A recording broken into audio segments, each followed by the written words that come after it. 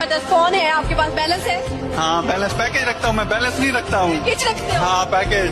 आपको क्या लगता है आप किससे पैसे मांगोगे तो आपको पैसे सेंड कर देगा? वो दोस्त है मेरा, फौरन सेंड कर देगा। कितने भी मांगो? हाँ बिल्कुल। 50,000 भी? 50,000 तो कम है।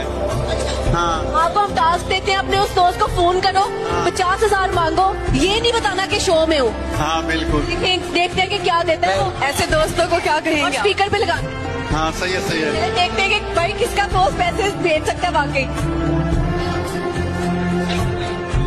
अस्सलाम वालेकुम। मेरे पैसे मुक गए सेंड करने पैसे रबड़ा 50-60 हजार रुपये रबड़ा।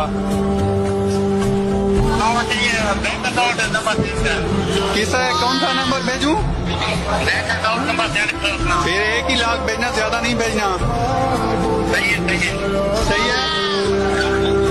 भाई हमें चाहिए होगे तो हमें भी दे दोगे? आपका दोस्त क्या करता है? 1 लाख आपने 50 से 60,000 मांगे हैं, उन्होंने कॉल पे बोला कि मैं 1 लाख भेजता हूँ। उसने मुझे एक दिन कॉल की कि मुझे पैसे जरूरत है। मैंने कितने, वो कहते 50, मैंने 3 लाख भेज दिया। 3 लाख भेज? हाँ जिगरी जा रहा है ना मेरा इधर से।